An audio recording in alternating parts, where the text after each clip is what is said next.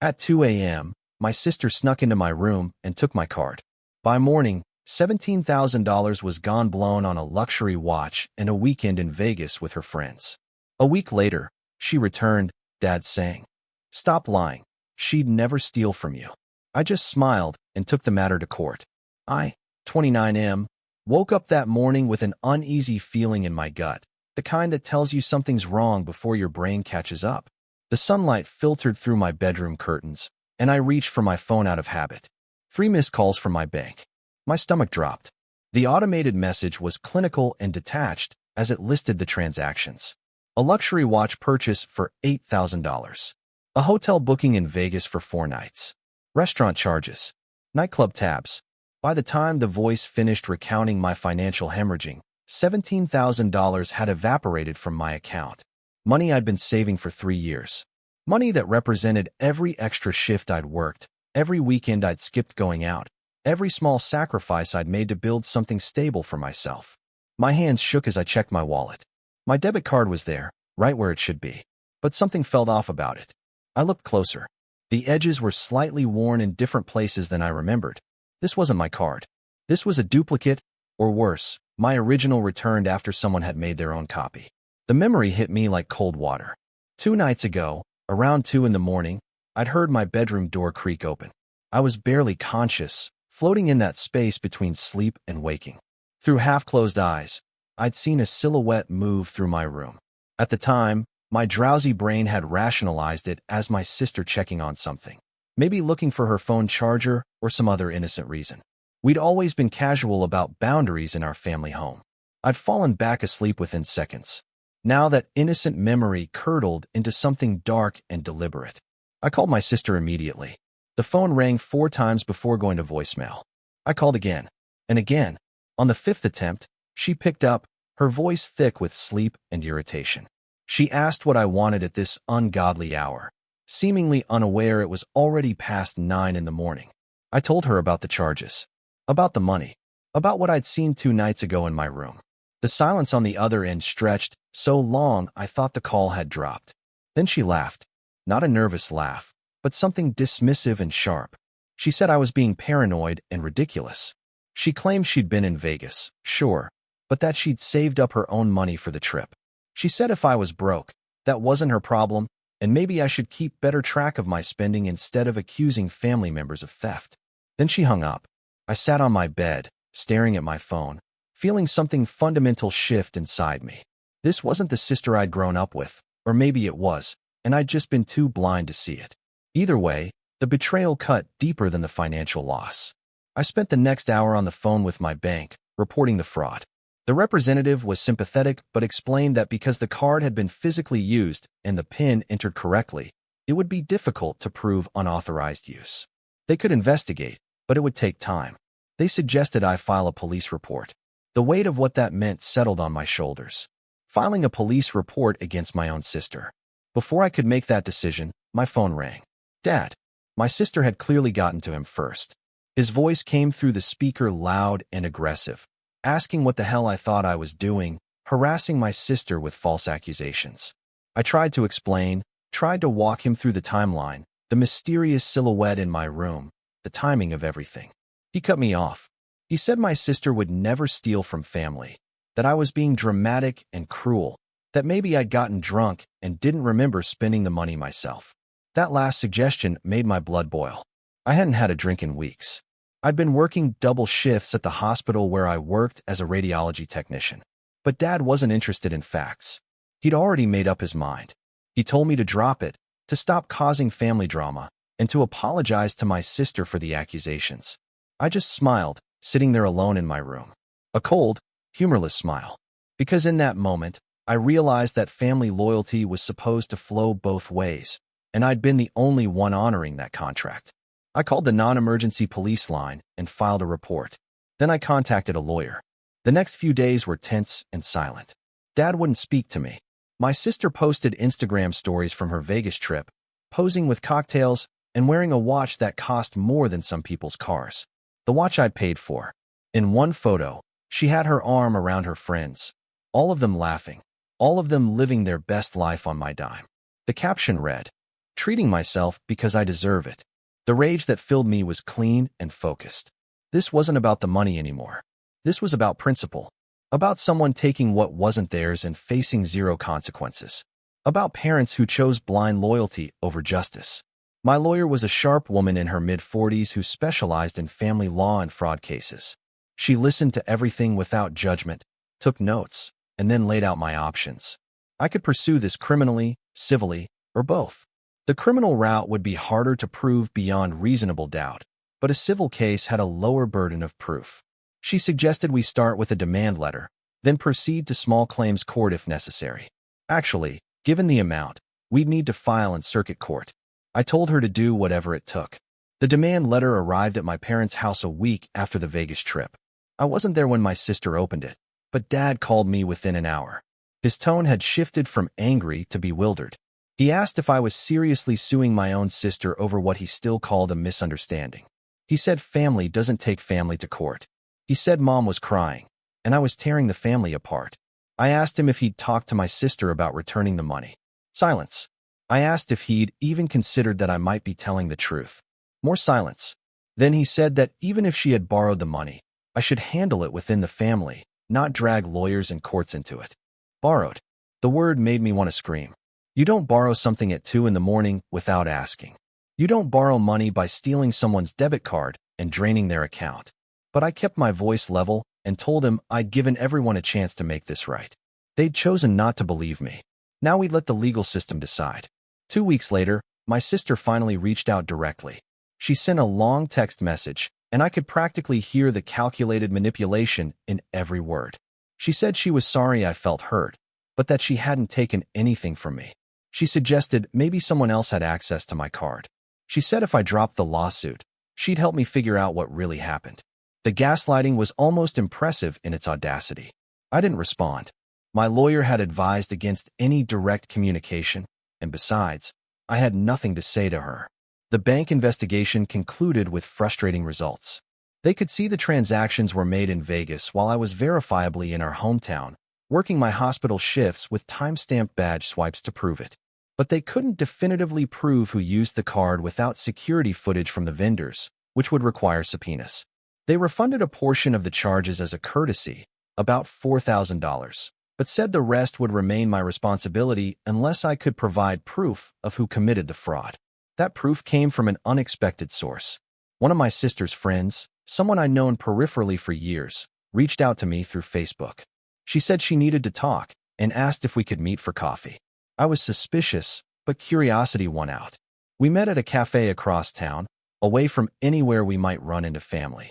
She looked uncomfortable, fidgeting with her cup as she explained why she'd contacted me. She'd been on the Vegas trip. She'd watched my sister pull out a brand new card at the luxury watch store and joke about how her brother was so loaded he wouldn't even notice it missing.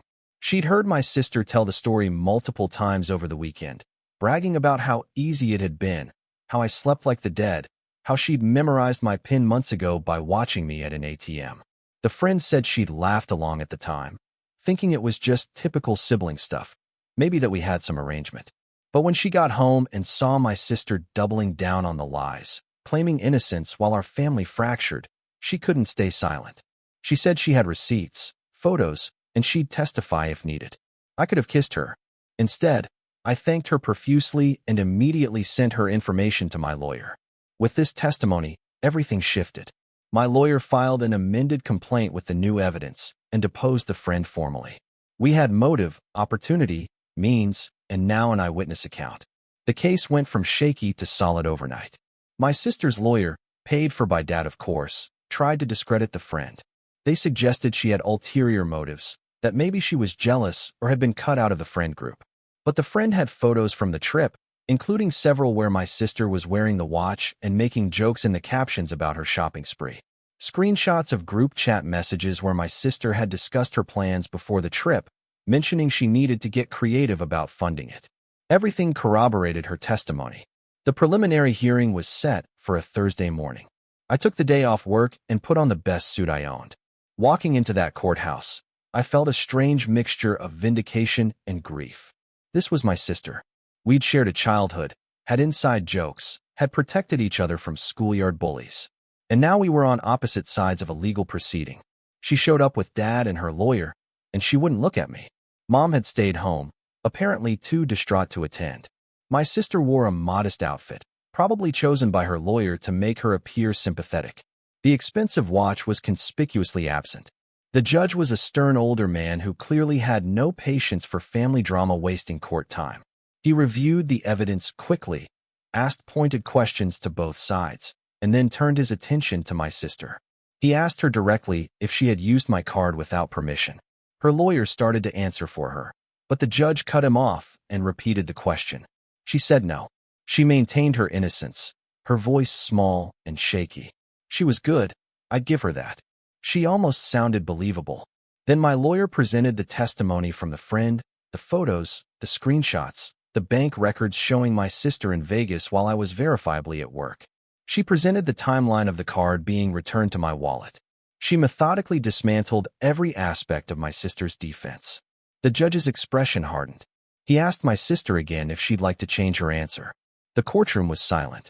I watched Dad reach over and squeeze her hand, a gesture of support that made my chest ache. Even now, even faced with overwhelming evidence, he stood by her. She stuck to her story. The judge didn't look pleased.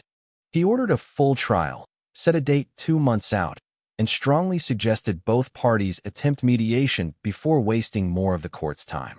As we filed out, Dad finally looked at me. The disappointment and anger in his eyes was palpable. He said I was killing our mother with this stress, that I should be ashamed. I asked him if he was proud of defending a thief. We stood there in the courthouse hallway, the chasm between us now too wide to cross. The mediation session 3 weeks later was brutal. A neutral mediator tried to facilitate a conversation about resolution, but it devolved quickly. My sister's lawyer offered to have her pay back $5,000 over 2 years if I dropped the suit. $5,000 out of 17. The insult was stunning. My lawyer countered with full restitution plus legal fees, a written admission of guilt, and a formal apology. My sister laughed at that. She actually laughed.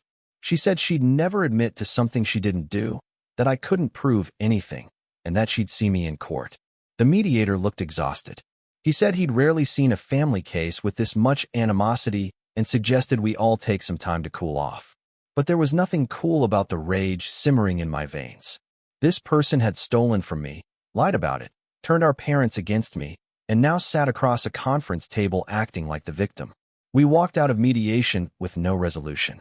Over the next month, something unexpected happened. The story leaked. Small towns are like that. People talk. Somehow the details of the case, the Vegas trip, the stolen card, all of it became local gossip. My sister's social circle began to fracture. People started questioning her, watching her more carefully. Her Instagram posts became defensive, vague references to being misunderstood and persecuted. Dad's friends at his Rotary Club apparently brought it up, asking him about the lawsuit. Mom stopped going to her book club because she couldn't face the questions. The family drama they'd accused me of creating had indeed arrived, but not in the way they'd expected. 3 days before the trial, my sister's lawyer reached out to mine with a new offer. Full restitution of $17,000, paid within 6 months, plus my legal fees. No admission of guilt, but a written statement acknowledging the money was owed. It was better than the mediation offer, but still felt hollow without accountability. I spent a long night thinking about it. Part of me wanted the trial, wanted to hear a judge declare her guilty, wanted the public record to reflect the truth. But another part of me, the part that was exhausted from 2 months of legal battles and family warfare, just wanted it over. I told my lawyer to counter with one addition to their offer. I wanted the written statement to include the phrase that she had taken the money without permission. Not stolen, not borrowed, but taken without permission. It was semantic, but it mattered. It was the closest I'd get to truth from her. Her lawyer came back within hours. Agreed. The settlement was finalized the day before trial. My sister would pay me back in monthly installments, secured by a legally binding promissory note. If she missed a payment, I could immediately pursue collection remedies, including wage garnishment. The written statement was signed and notarized. In it, she acknowledged taking $17,000 from my account without my permission and agreed to full restitution plus legal fees, totaling $22,000. I read that document 3 times, feeling nothing like victory. just a hollow sense of closure. Dad called me that night. His voice was different, smaller somehow. He said they'd liquidated some savings to give my sister the first few payments, that this whole ordeal had cost them dearly in more ways than one. He didn't apologize for not believing me. He didn't acknowledge he'd been wrong. But he said he hoped we could move past this eventually, for Mom's sake. I told him I hoped so too, but that it would take time. Trust, once broken, doesn't heal on anyone else's timeline. Update 1. 3 months have passed since the settlement. My sister has made her payments on time, though I suspect it's only because Dad is funding them. We haven't spoken. At family gatherings, we exist in the same space like strangers, polite but distant. Mom tries to force normalcy, but it feels performative and sad. The watch, I learned through mutual acquaintances, was sold back to the jeweler at a loss. She needed the cash for the settlement payments. There's a petty part of me that finds satisfaction in that, though I'm not proud of it. What surprises me most is how this changed my relationship with my parents. I always thought we were close, that they'd stand by me no matter what. Learning they'd choose comfortable lies over uncomfortable truths has reframed my entire childhood. How many other times did they take the easy path instead of the right one? How many other times was I expected to be the bigger person, to swallow my hurt for the sake of family peace? I've started therapy to work through it all. My therapist says family trauma is complicated because you're grieving people who are still alive. You're mourning the relationship you thought you had while navigating the reality of what it actually is. She's right. I'm grieving my sister, my parents, and the version of myself that believed family loyalty was unconditional. The money is slowly being repaid. By next spring, I'll be financially whole again. But the other costs, the ones that can't be calculated in dollars, those are permanent. My sister didn't just steal money. She stole my ability to trust the people who were supposed to love me most. And no court in the world can make me whole from that. If you like this story, please like this video and subscribe us for more such real-life-based stories. Thanks in advance.